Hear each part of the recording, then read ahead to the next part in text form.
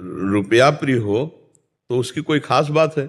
रुपया प्रिय नहीं है, रुपया से सामग्री मिलती है, हम जो चाहे वो भोग सकते हैं, जहां चाहे जा सकते हैं। रुपये का प्रयोग प्रिय है, इसलिए रुपये की मान्यता है। ये नहीं तो बहुत जोर से फैल रहा है, एक ही दिमाग में केवल रह गया, रुपया कमाओ और भोग भोगो।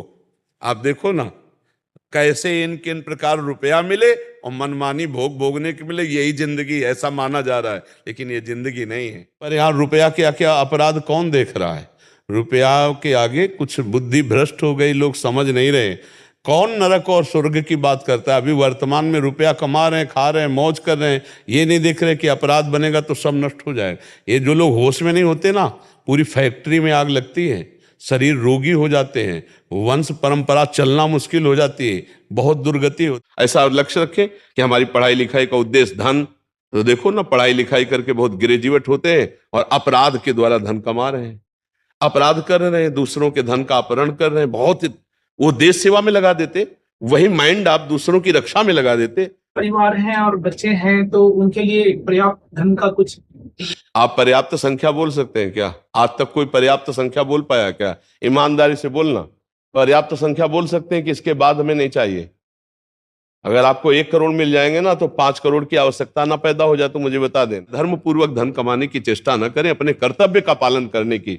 कर्तव्य का जो पालन करता है तो ईश्वर उसके चरण चूमता है, और जो ईश्वर के लिए जाता है वो कर्तव्य को खो देता है। जो कर्तव्य को खो देता है वो समाज के लायक नहीं रहता। तो हम राष्ट्र सेवा की भावना रखें, समाज सेवा की भावना रखें, समाज में भगवान विराजमान, उन्हीं की सेवा के लिए धन की प्रधानता क्यों रखें? और जो धन की प्रधानता रखता है वो बड़े बड़े पदों में जाकर भी भ्रष्ट हो जाता है, नष्ट हो जाता है, जेल भोगता है। कोई दृश्य दिखाया था, किसी अधिकारी ने घूस ली तो उसको ऐसे उन्हीं के जन पकड़ के, जैसे किसी मुजरिम को, तो ऐसे उनके बिल्ला, वैसे वो गाड़ी में नहीं बैठना चाह रहे थे, जबरदस्ती उनके जो चेहरे की, उनके जो समय हृदय में बीत रहा था उसे हम पढ़ रहे थे, उनको वीडियो देख के कि कैसा महसूस। वो दान भी तुम्हें नरक ले जाएगा। कैसे? पाप किया हुआ धन जब आप दूसरे को दोगे तो उसकी बुद्धि में पाप ही चढ़ेगा, उसकी बुद्धि पवित्र नहीं होगी, तो पाप का ही विस्तार हुआ। इसलिए हम इस बात का खंडन करते हैं, धर्म पूर्वक चलो। कि आया हुआ धन शास्त्र के मुताबिक उसका क्या आप निर्धारण करेंगे? पूरे परिवार की बुद्धि भ्रष्ट कर देगा, पूरे परिवार की, और ऐसा कलह अशांति उत्पन्न होगी कि पति पत्नी, माता पिता, पुत्र, परिवार में कभी शांति नहीं रह पाएगी, और कोई न कोई भयानक रोग या ऐसी संतान जो जीवन भर तुम्हें जलाती रहेगी। आप पूरे जीवन उसको संभालते रहो, तुम्हारे कर्म का, चाहे अभी का ले लो चाहे पीछे का ले लो, हिसाब होगा, तुम्हें भोगना उसके सुख की बात कीजिए, ये बात तो आपको मंगल करेगी।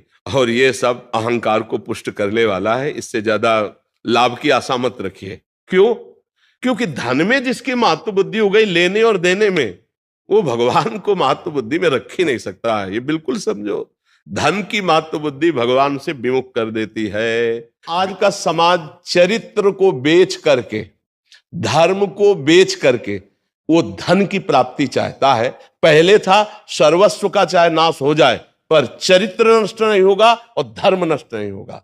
आज धर्म और चरित्र दोनों की आहुतियां दी जा रही। अब देख लीजिए ना, अब ऐसे कैसे बनेगा?